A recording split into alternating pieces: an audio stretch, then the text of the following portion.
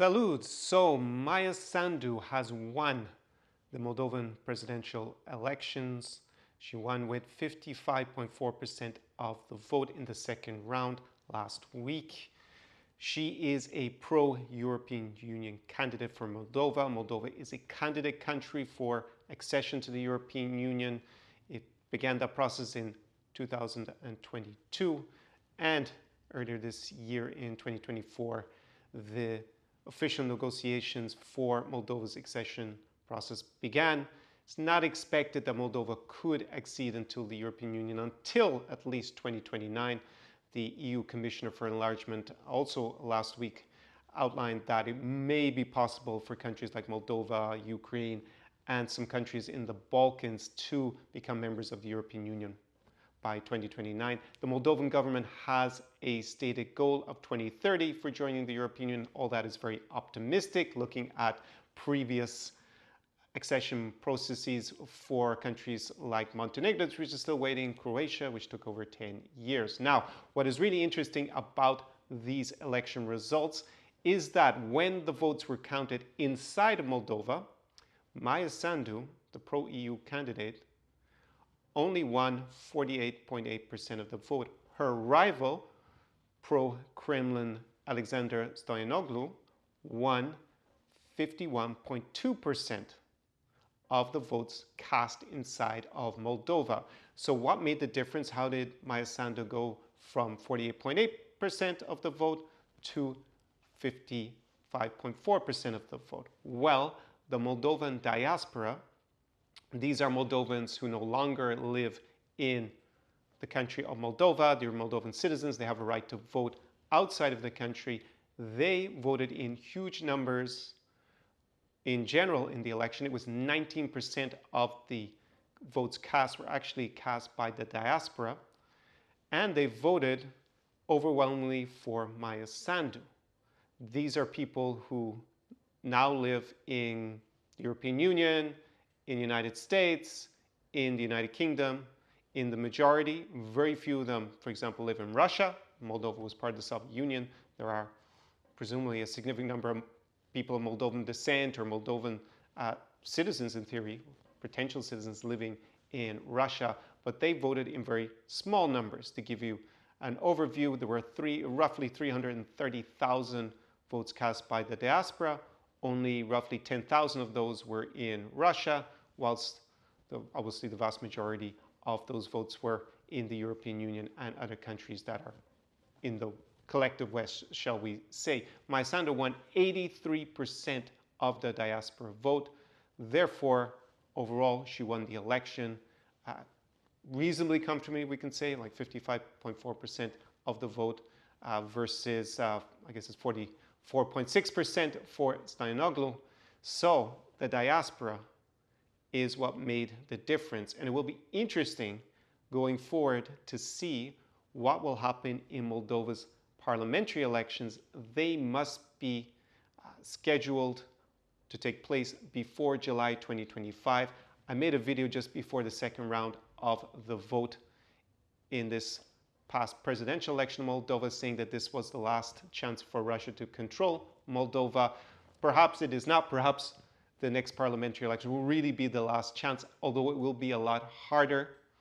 After these presidential elections that returned Maya Sandu, the incumbent, as continuing as Moldovan president, Dmitry Peskov, the Kremlin's press secretary, refused to acknowledge Maya Sandu as the legitimate winner of the elections and a legitimate Moldovan president. That is a harbinger to what Russia's continued policy will be in Moldova, hoping to flip the election results, presumably in the next parliamentary elections. The Kremlin is running out of time if they don't succeed in getting a pro-Kremlin candidate into power in next parliamentary elections. We would have to look forward to the next series of presidential elections and next parliamentary elections, and they would be very close to what possibly could be Moldova's EU accession. It will be a lot further along the EU process. During the first round of voting in the Moldovan presidential elections, there was simultaneously a referendum to change the Moldovan constitution, to insert a clause basically outlining that Moldova is on a course for European Union membership, and that has already been introduced, promulgated into the constitution. So now the constitution has that clause. That would make it more difficult legally for, say, a victorious pro-Kremlin parliamentary majority to change the course of the country, because now they'd actually have to go and presumably have the constitution changed again if they wanted to do something like propose joining an institution that's in Russia's sphere of influence, or pass laws that might derail Moldova's EU course towards EU accession. So all very interesting. And the Kremlin really, I guess, has one limited last shot at trying to change Moldova's course politically. Russian troops obviously are stationed in Transnistria. If you know anything about Moldova, you have Transnistria. It's a pro-Russian separatist enclave, de facto separate, but de jure part of Moldova. They actually also vote in the Moldovan elections. There is a small number of Russian troops there. However, Russia does not seem to have a military option because their troops are bogged down in Ukraine in the east and the south. They are not contiguous with Transnistria or to Moldova. There is no Moldovan-Russian border, unlike, let's say, Georgia. So their ability to project military power is quite limited, and they are probably dependent on trying to change the political course. They were, to some extent, successful with Georgia. The Georgian Dream Party is considered to be pretty favorable to the Kremlin, in spite of the fact that Russia occupies, or pro-Russian de facto separatist enclaves of South Ossetia and Abkhazia, which are backed by Russia, are, it's de jure part of Georgia. They were able to see a pro-Kremlin or Kremlin favorable government in Tbilisi. However, with just one more shot in a presidential election, just one more shot in a parliamentary election next year, that will really be presumably the very last chance for Moscow to dictate the course of Moldova's future, which the majority of the people, in large thanks to those Moldovans living outside in the European Union, is firmly on course to join, possibly by 2029, 2030. So I'll end the video here, and I've got my Moldovan garb on. If you are thinking of going to Moldova, the country, I actually have a guide to traveling to Moldova, and it outlines all the best places to go out and enjoy the amazing Moldovan cuisine and amazing Moldovan wine in Chisinau, the capital. Get all the bars, clubs, shisha lounges, restaurants, and cafes, so you don't have to invest months like I do in figuring all that out. Also, I went to nearly all of the top Moldovan wineries.